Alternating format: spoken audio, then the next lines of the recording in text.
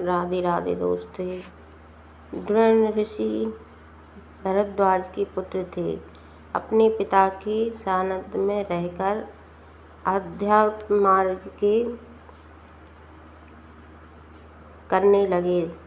करने के कारण वे चारों वेदों तथा अस्त्र शस्त्र का संचालन में पारंगत हो गए थे। उनके साथ पांचाल के युवराज ध्रुव भी शिक्षा में रहे थे, इसलिए दोनों में घनिष्ठता मित्रता हो गई थी।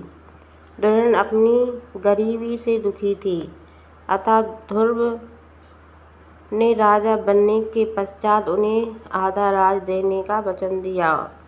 उन्हें दोनों ऋषि परशुराम अपनी समस्त संपत्ति ब्राह्मणों को दान करके महेंद्र पर्वत पर तपस्या कर रहे थे।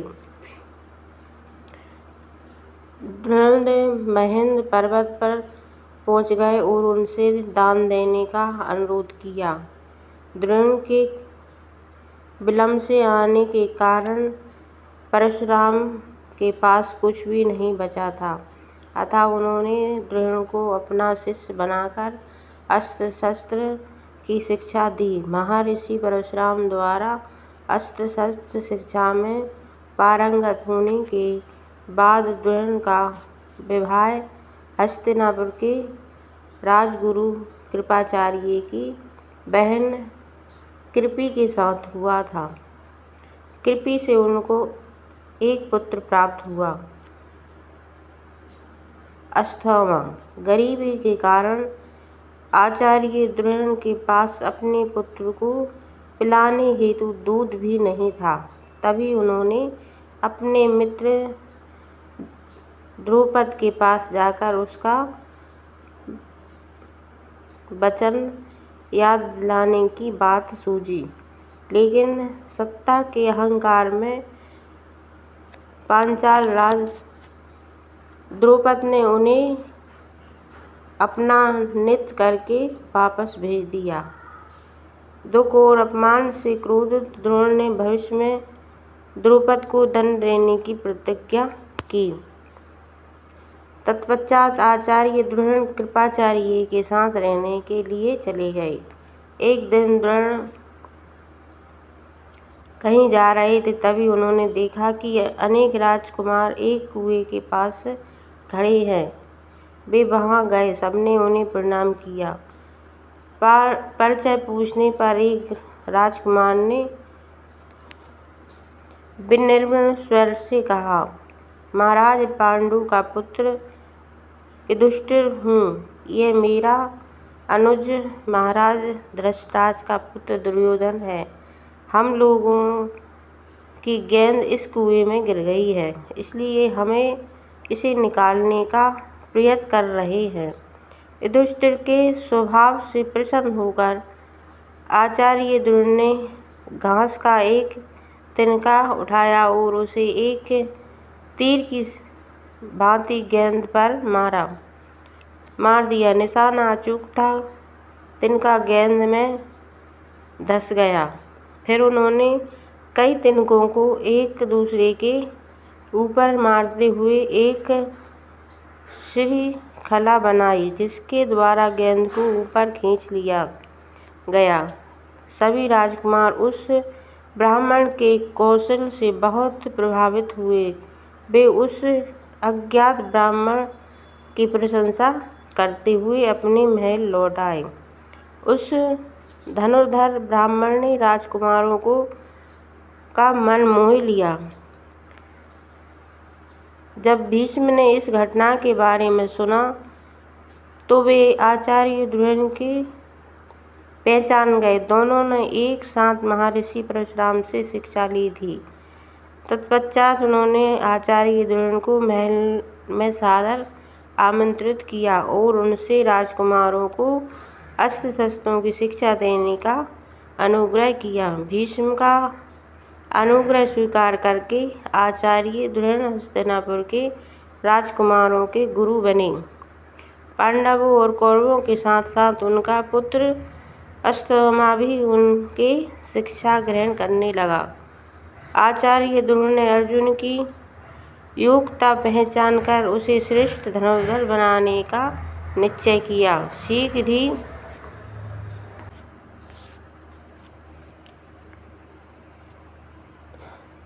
शीघ्र ही अर्जुन का हर प्रकार के अस्त्र शस्त्र संचालन में अत्यंत निपुण हो गया। एक बार आचार्य द्रोण ने परीक्षा लेने हेतु पेड़ की ऊंची डाली पर लकड़ी की एक चिड़िया रखवा दी और सभी राजकुमारों से उसकी दाईं आंख पर निशाना बनाने को कहा। लक्ष्य भेदने से पहले द्रोण ने प्रत्येक शिष्य से पूछा कि उसे क्या दिखाई दे रहा है। कुछ राजकुमारों ने कहा कि उन्हें पेड़ की डाली, लकड़ी की चिड़िया, दाहिनी ओर पत्ते दिखाई दे रहे हैं। गुरु द्रोण ने उन्हें निशाना लगाने से मना कर दिया। जब उन्होंने अर्जुन से पूछा तो उसने कहा कि उसे केवल चिड़िया की दाईं आंख दिखाई दे रही है। आचार्य द्रोण ने अर्जुन से तीर चलाने को कहा और अर्जुन ने सीधी चिड़िया की दाईं आंख में तीर मारा। यह देखकर आचार्य द्रोण बहुत खुश हुए। हस्तिनापुर के निकट जंगल में निषादों का एक कबीला था। निषाद बहुत बहादुर और शांति प्रिय होते हैं। उनके शानदार का एक पुत्र था, एकलव्य की तीरंदाजी में बहुत रुचि थी। वह भी आचार्य द्रोण का शिष्य बनना चाहता था, परंतु उन्होंने उसका अनुरोध स्वीकार नहीं किया। तब एकलव्य ने आचार्य द्रोण की मिट्टी की एक मूर्ति बनाई और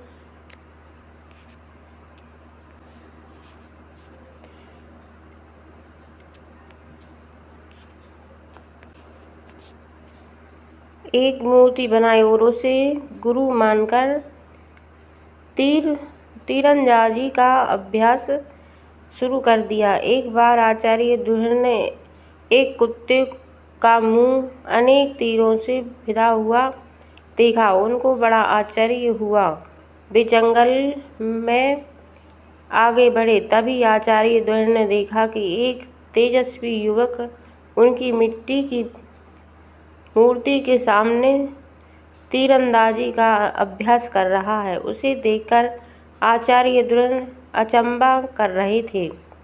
अर्जुन को श्रेष्ठ धनुर्धर मानते थे, परंतु यह तो उससे भी ज़्यादा निपुण और योग्य बालक था, जो शब्दभेदी बाण चला सकता था। आचार्य द्रोण ने अपने स्वप्न को नष्ट होता नहीं देख सकते थे। वे चाहते थे कि अर्जुन हमेशा श्रेष्ठ धनुर्धर बना रहे। अतः वे एकलव्य के पास पहुँचे और गुरु दीक्षिणा के रूप में उसके दाएं हाथ का अंगूठा मांग लिया, जो किसी धनुर्धर के लिए अत्यंत आवश्यकता था। एकलव्य ने कोई विचार किए बिना तुरंत अपने दाएं हाथ का अंगूठा काटकर आचार्य द्रोण को दे दिया। एकलव्य का समर्पण भाव देखकर आचार्य द्रोण अत्यंत प्रसन्न हुए। बाद में एकलव्य अपनी 4 अंगुलियों से ही योग्य धनुर्धर बना। तो दोस्तों, इस वीडियो से हमने आपने क्या सीखा कि गुरु के प्रति निष्ठा होना ज़रूरी है। गुरु का होना ना होना ज़रूरी नहीं है, गुरु के प्रति निष्ठा होना ज़रूरी है। देखिए कैसे एकलव्य ने अपने गुरु की मिट्टी की मूर्ति बनाकर उनसे ही सारी विद्याएं सीख ली। तो हम लोग ये क्यों नहीं कर सकते?